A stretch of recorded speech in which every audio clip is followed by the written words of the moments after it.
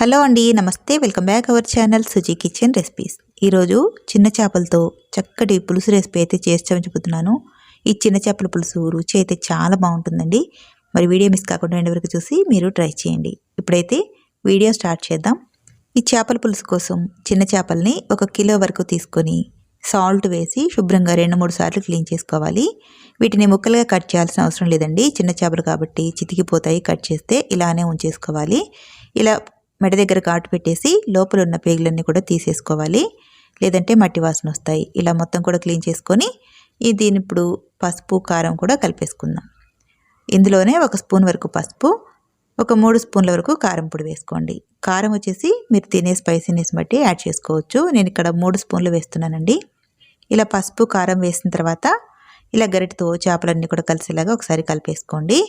మరీ ఎక్కువగా కలిపారంటే చితికిపోతాయండి. చిన్న చేపలు కదా, చాలా జాగ్రత్తగా రెడీ చేసుకోవాలి. ఇలా మొత్తం కూడా కలిపిన తర్వాత పక్కన పెట్టేసుకోండి. ఇప్పుడు స్టవ్ ఆన్ చేసి ఒక గిన్నె పెట్టేసుకుందాం చేపల కూర చేసుకోవడానికి. ఇందులో ఒక 4 టేబుల్ స్పూన్ల వరకు ఆయిల్ అయితే వేసుకోవాలి. ఈ ఆయిల్ కొద్దిగా వేడెక్కిన తర్వాత సన్నగా కట్ చేసి పెట్టుకున్న పచ్చిమిరపకాయలు ఒక 2 చీల్చి వేసుకోండి. ఆ తర్వాత ఒక పెద్ద సైజు ఉల్లిపాయని పేస్ట్లా చేసి ఈ ఉల్లిపాయ పేస్ట్ కూడా ఇందులో వేసేసుకొని ఈ ఉల్లిపాయ పేస్ట్ పచ్చిమిర్చి పచ్చివాసన పోయేంత వరకు చక్కగా వేయించేసుకోవాలి. ఇలా కొద్దిగా వేగిన తర్వాత ఆయిల్ అంతా కూడా పైకి వచ్చేస్తుంది కదా. ఇప్పుడు ఇందులో ఒక 2 స్పూన్ల వరకు అల్లం వెల్లుల్లి పేస్ట్ అయితే వేసుకోవాలి. ఈ అల్లం వెల్లుల్లి పేస్ట్ కూడా పచ్చివాసన పోయేంత వరకు చక్కగా వేగించేసుకోవాలి. ఇలా అల్లం పేస్ట్ ఉల్లిపాయ పేస్ట్ వేగిన తర్వాత కలిపి పెట్టుకున్న ఈ చేపల్ని ఈ తాలింపులో వేసేసుకోండి. ఈ చిన్న చేపలు తాలింపులో వేసిన తర్వాత ఈ తాలింపులో కలిసేలాగా నెమ్మదిగా కలిపేసుకోండి. ఈ చేపల్ని ఎక్కువగా కలపకూడదండి, తొందరగానే మెత్తబడిపోతాయి. ఇలా మొత్తం కూడా నెమ్మదిగా కలిపేసుకొని మంటని మీడియం ఫ్లేమ్లో పెట్టేసి మూత పెట్టి ఒక 2 నిమిషాలు అయితే మగ్గనివ్వాలి.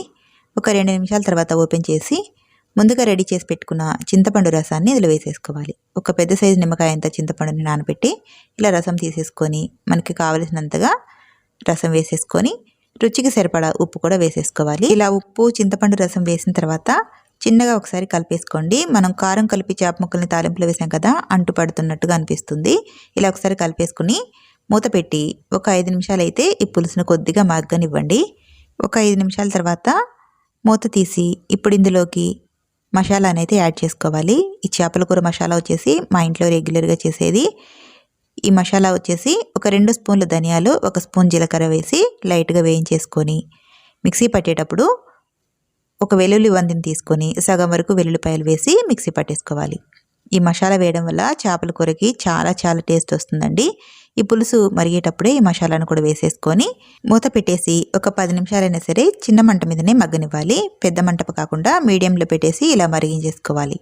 ఒక 10 నిమిషాలు మరిగిన తర్వాత మూత తీసేసి ఇప్పుడు ఒకసారి మళ్ళీ కలుపుకుందాము. చిన్నగా కలిపేసుకోవాలి. ఇలా ఒకసారి కలిపిన తర్వాత ఇందులోకి ఏ మసాలాలు వేయాల్సిన అవసరం లేదండి.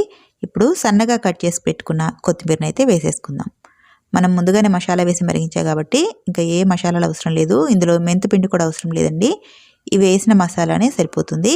ఇలా కొత్తిమీర వేసి కలిపి ఒక 2 నిమిషాలు ఉడికించేస్తే మనకి చేపల పులుసు అయితే రెడీ అయిపోతుంది. మూత తీయంగానే మంచి స్మెల్ అయితే వస్తుంది. ఈ చేపల పులుసు కొంచెం పలచగానే చేసేసుకున్నారంటే రుచి బాగుంటుందండి, చిక్కగా కాకుండా. చూడండి, చేపలు కూడా చిదిరిపోకుండా చక్కగా ఉడికిపోయాయి. పులుసు కూడా చూడండి, మరీ పలచగా లేదు, మరీ చిక్కగా లేదు. ఇలా ఉంటే పులుసు అనేది రుచి బాగుంటుంది. మీరు కూడా ఈ ప్రాసెస్లో ఈ చేపల పులుసు రెసిపీని వీడియోలో చూపించిన విధంగా సింపుల్ మసాలాలతో ఇలా ట్రై చేయండి. రుచి అయితే చాలా బాగుంటుంది. మరి ఈ వీడియో కనుక మీకు నచ్చితే ప్లీజ్ ఒక లైక్ చేసి ఈ వీడియోని మరికొంతమందికి షేర్ చేయండి. Subscribe to my YouTube channel. Thank you.